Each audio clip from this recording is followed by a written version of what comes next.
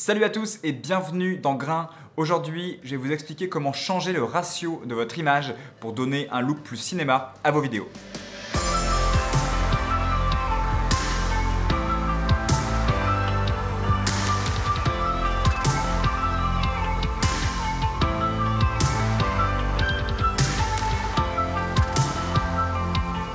Désolé, la semaine dernière, j'ai pas pu poster de vidéo sur cette chaîne YouTube parce que j'étais à Vivatech, le salon des nouvelles technologies. Avec Lucas, on a filmé pendant 3 jours. Il y avait plein d'innovations, c'était hyper sympa. J'ai même pu tester le dernier casque de réalité virtuelle Oculus Rift. Franchement, je vous le conseille, c'est une super expérience. Mais du coup, c'était hyper intensif, alors j'ai pas eu le temps de sortir de vidéo la semaine dernière. Donc je me rattrape aujourd'hui. Ma formation sur le montage vidéo est prête. Je l'ai uploadée sur le site que j'ai choisi pour m'accompagner dans cette formation, qui est le site Udemy. C'est un site sur lequel il y a plein de formations sur beaucoup de sujets différents. Je vous le conseille d'ailleurs si vous voulez vous former en vidéo ou dans un autre domaine.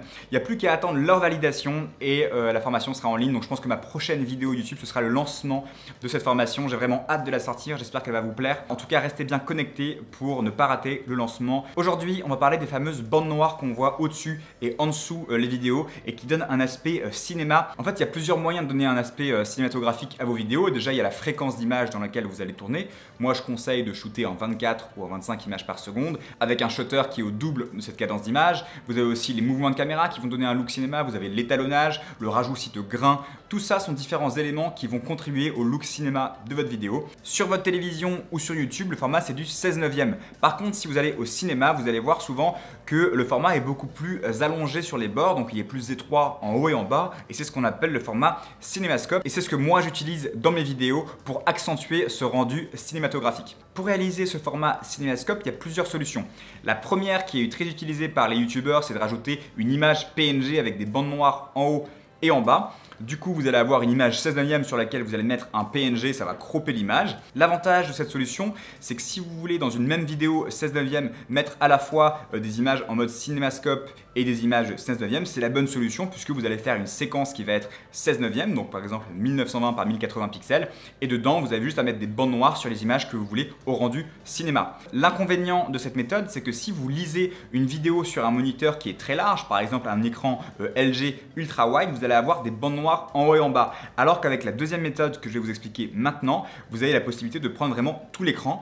Et cette deuxième méthode, c'est le fait de resizer votre séquence, donc de modifier la taille de votre séquence. Si vous avez une séquence qui est par exemple en Full HD, donc 1920 par 1080 pixels, et que vous la modifiez, donc vous allez dans Réglages de séquence et vous mettez cette fois 1920 par 817 et pas 1080, vous allez avoir une séquence qui va changer de taille et qui va être beaucoup plus étroite en haut et en bas. Et moi, c'est la méthode que je recommande pour uploader par exemple vos vidéos de voyage sur Vimeo ou autre, puisque si vous lisez votre vidéo sur un écran ultra wide, il va prendre vraiment toute la place. Donc pour résumer, il y a deux méthodes. La première, c'est d'utiliser des bandes noires, donc par exemple avec un PNG. Vous pouvez aussi créer des formes que vous mettez en haut et en bas pour créer des sortes de bandes noires par vous-même. Ça, c'est la première méthode qui est vraiment utile si vous voulez mélanger dans la même vidéo à la fois des vidéos rendues cinéma et au rendu 16/9.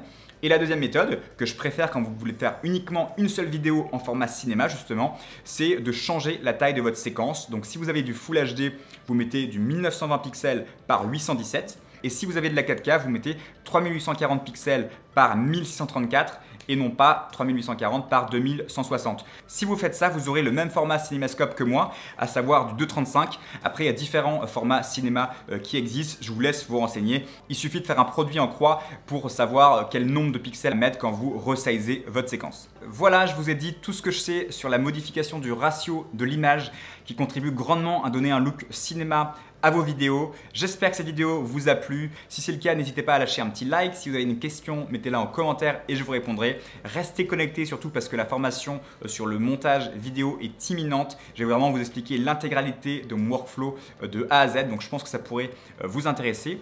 Si vous n'êtes pas abonné, faites-le et cliquez sur la petite cloche. Ce serait dommage de ne pas recevoir toutes les prochaines vidéos. Je vous dis à très vite et n'oubliez pas, sortez et faites des vidéos. Salut!